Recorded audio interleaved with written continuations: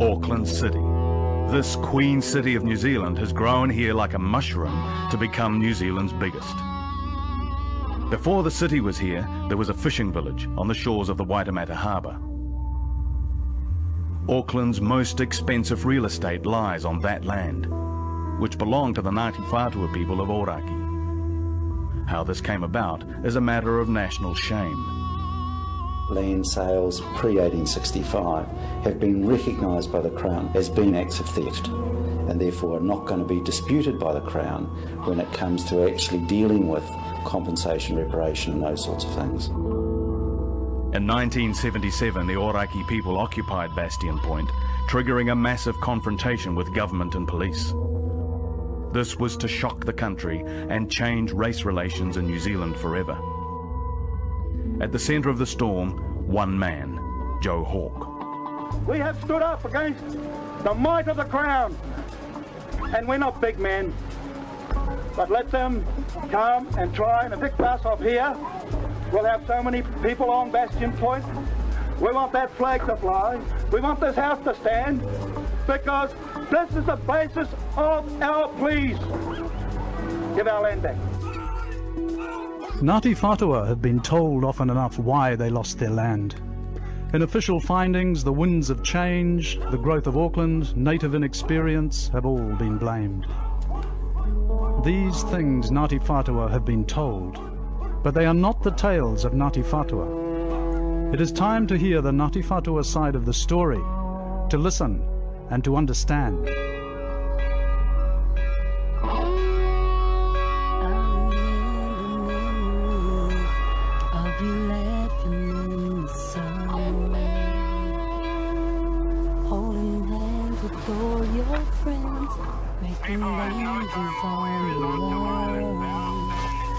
And I remember you this day, how your smile was full of life, how your eyes shone up the night, how I miss you, my Joannie, how I miss you, my Joanne. I was born 17 days before my cousin Joannie was died up at the point in a fire, and so I was named Precious Joannie after her. It is my duty to inform you that the court has made a ruling in connection with your occupation of Bastion Point. It was something you don't forget. I'll never forget it. One wondered at the time whether in fact we needed to be there, whether it was a bad call or not. We were told to do, and what we did, we did.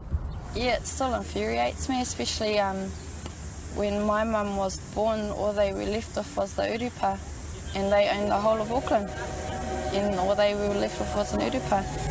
And there's got to be some injustices in that, but looking back on it now and the struggle that happened, I feel proud.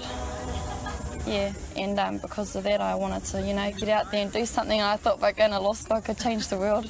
I've been working with Māori from many parts of the country, and the number of occasions in which I've been told, oh, I was at Bastion Point and that's where I saw that I really had to do something. Go back home and pick up the issues that were relevant to my people. I've heard it many, many, many times. It's to their shame that they did it that way, because they could have done it an easier, less harassing way. They choose not to do that. In fact, they choose to do the other thing. I think Joe Hawke will come out an heroic figure. I mean, I think you have to be brave to put your body on the line in front of the state, the might of the state that can crush you like a beetle underfoot. You have to have fortitude to do that. But he, of course, paid a price afterwards. If you just eliminate all the motor noises that are around us, and if you can eliminate telephone poles, sewage outfalls, I can imagine the pristine situation that our people saw this place as. It became a fishing village. It was close to the plentiful crops, kaimoana, of pipi, putai, herrings, kahawai, snapper and patiki. The wakas were for fishing and hunting. There was the wakatoa for settling political disputes, and they would patrol the tribal areas and boundaries. And then there was the political wakas, when the chiefs had to go and hui with the neighbours and to have policy set, tikanga, re-enriched. Those wakas were there for those important occasions. This is a map looking from the very far north down towards Auckland. There are connections for Ngāti Whātua and Muri Whenua, and there was a lot of travel from the very far north to the Hokianga and then down to the Kaipara. So it was an important route by canoe. It was here that Te Kauau and his chiefs welcomed Governor Hobson and the emissaries of Her Majesty Queen Victoria. He was inviting Governor Hobson to set up the House of Government in Auckland, and of course the 3,000 acres that were then offered was the CBD that you see now. They had no money, the settler government. Britain sent no money whatever. So how do they administer the country? Answer, buy land on the cheap from Maori and on-sell at a profit. So the Auckland Isthmus, where Ngāti Whātua Ōrākei is, and bought for £200, 3,000 acres. 90 acres sold within 9 months for £24,000. Even our most successful entrepreneurial speculators would find that a very good deal. Apihae Te Kauau said, well, we must retain our tribal papakainga, and so he and others in the tribal leadership sought to make sure that the Ōrākei block of 700 acres would remain as Ngāti Whātua Māori land forever. Paura Tūhaere was given the leadership after Apihae Te Kauau, after the signing of the Treaty of Waitangi, and so he had an understanding of the treaty. He was able to see very clearly where Aotearoa was heading and where Ngāti Whātua needed to head. Tūhaere persuaded Parliament to pass an act called the Ōrākei Native Reserve Act, and that was to enable Ngāti Whātua to lease some of their lands, but not to have to sell them. The instructions from England, of course, were very clear. The treaty had to be complied with totally, and Maori should not be deprived of lands that they required for their own purposes, and they should not be bought, full stop, even if Maori want to sell them. These instructions were just tossed aside, and the people that my ancestors were dealing with were quite adept in misplacing the truth and just entertaining the whims and the fancies of the chiefs. A very dangerous play. The Ngāti Whātua found themselves utterly surrounded by numerous settlers that poured in from ships from various parts of the world.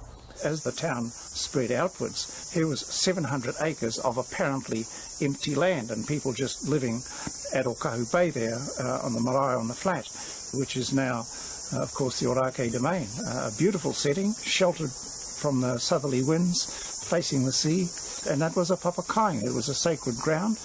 This land became coveted by many. The first settlers were so taken up in the mindset. This is beautiful land. We have to wrest it from uncaring natives.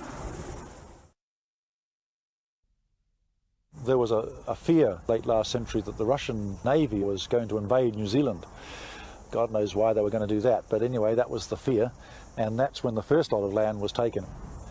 Well, the Russians didn't come, but the land remained Crown land. There were certain things done which were outrageous. During the confiscation periods and the land wars, Acts of Parliament were passed saying that it is no longer necessary to try natives. Just pick them up and shove them in jail. And they died there. And when you look at the confiscations themselves, you have to struggle hard to justify some of those actions. The ones in the Bay of Plenty. Terrible murder of a missionary, shocking thing, gruesome thing. The Maori people, when the troops arrive a few months later to catch the perpetrators, it'd be fair to say they didn't really assist the police with their inquiries. For that, they lost 300,000 acres of land.